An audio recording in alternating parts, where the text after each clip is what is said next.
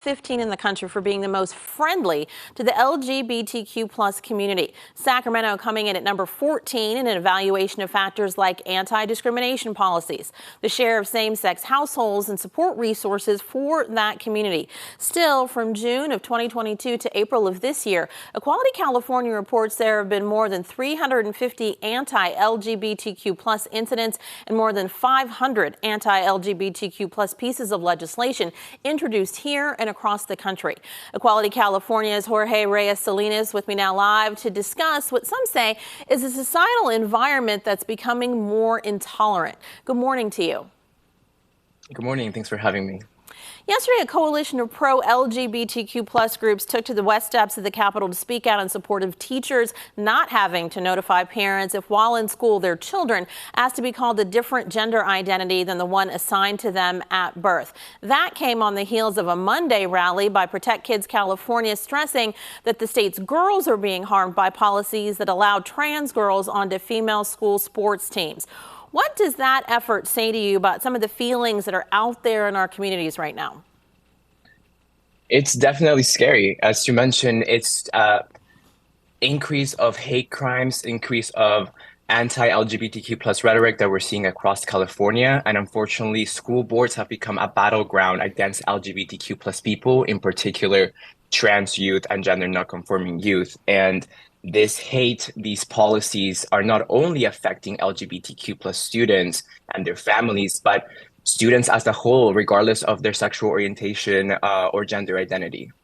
Let's talk some more about the whole school environment. We have been through a summer that has seen the state superintendent of public instruction thrown out of a school board meeting in Chino Valley, a meeting to discuss the rejection of a state-approved social studies textbook. Part of that opposition was based on the fact that the new text teaches students about the contributions of Harvey Milk, a gay rights activist and San Francisco city supervisor who was assassinated because of his work and who he was. The governor has fined the Temecula Valley School District $1.5 million for its rejection of the same book. What's happening, do you think, that even learning about certain people who have had an impact of California history, whether you agree with it or not, has some districts bucking the state that hard? Like I mentioned, this is part of the bigger picture. This is an ongoing attack against the LGBTQ plus community that we've been seeing not only this year, but a year ago.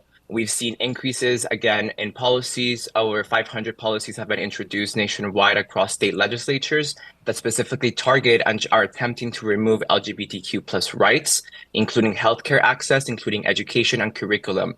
These acts of hate are trying to erase LGBTQ plus history, erase LGBTQ plus lives from California history. We also know that these out policies are fundamentally grounded in discrimination against LGBTQ plus people.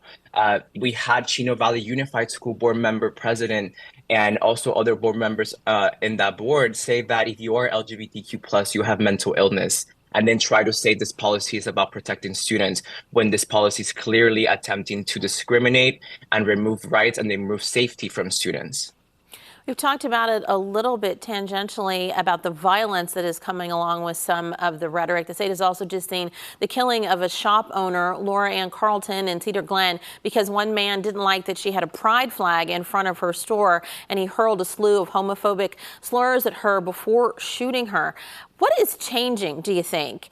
Is it in our politics? What is happening that it seems to be more permissible for some people to think that they can take this all the way to violence?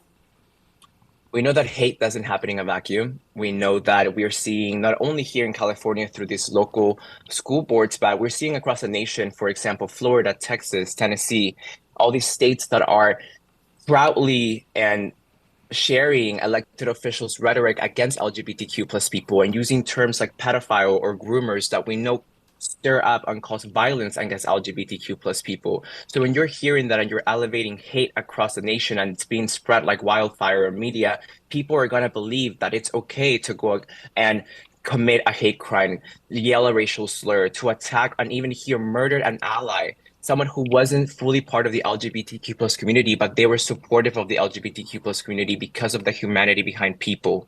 So now we're talking about everyone being at risk for doing what's right and being supportive of people caring for other people.